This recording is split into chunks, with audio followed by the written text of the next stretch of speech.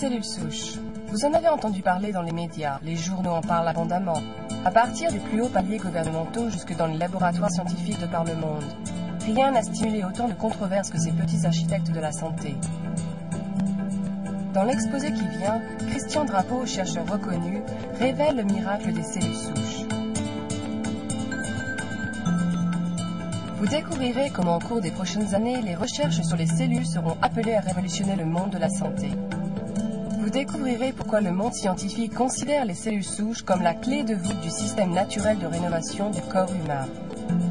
Et comment un produit naturel révolutionnaire, supportant la physiologie des cellules souches, peut vous aider à maintenir un état de santé optimal. Préparez-vous à découvrir le pouvoir de rénovation de votre propre corps ainsi que la façon de l'optimiser, afin de maintenir un état de jeunesse et une santé optimale avec Christian Drapeau et STEM Enhance.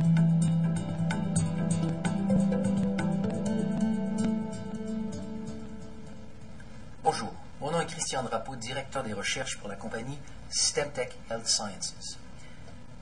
La meilleure façon de décrire un peu le produit STEM Enhance et le concept derrière le produit est de raconter un peu l'histoire, comment on en est venu à avoir un produit pareil, un concept pareil.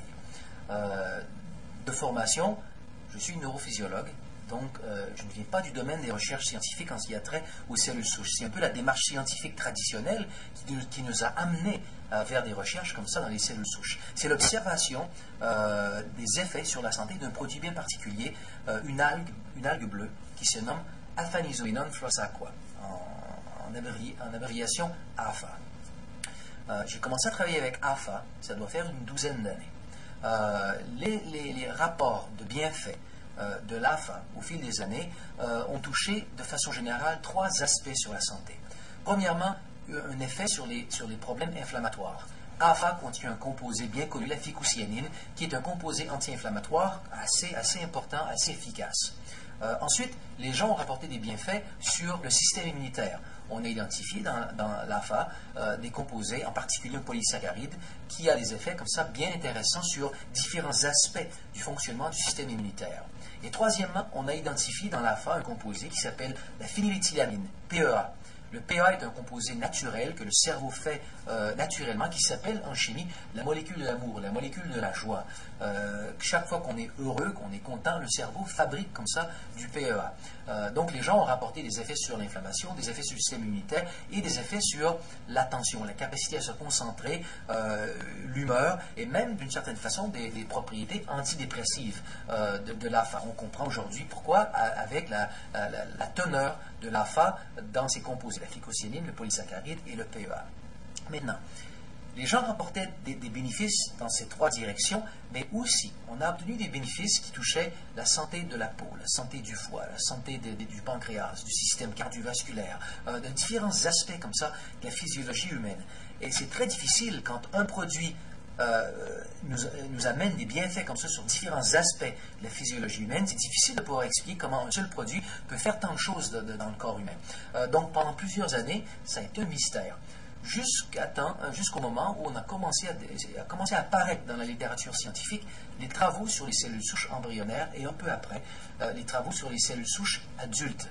C'est bien connu en science que les cellules souches adultes peuvent devenir des cellules du sang. Ce qui est moins connu, mais bien documenté à ce moment-ci, ce sont des travaux qui se sont faits au cours des 5 dernières années, c'est que les cellules souches adultes, non seulement peuvent-elles devenir des cellules du sang, mais également elles peuvent devenir des cellules de presque tous les tissus, tous les organes du corps humain. Si on prend une cellule adulte, par exemple une cellule souche adulte, et on la met dans le cœur, elle va devenir dans quelques jours une cellule du cœur. Si on la met dans les cellules du foie, elle va devenir en quelques jours une cellule du foie. Dans le cerveau, elle va devenir une cellule du cerveau, et c'est la même chose comme ça pour à peu près tous les tissus, tous les organes du corps humain.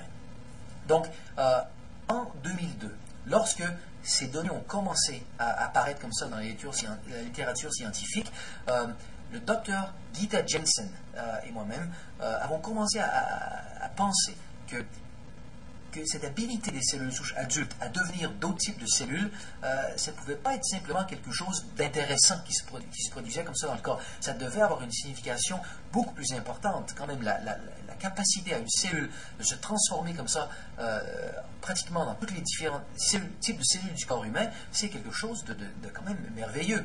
Donc, on a proposé à l'époque que les cellules souches adultes constituait le système naturel de rénovation du corps humain.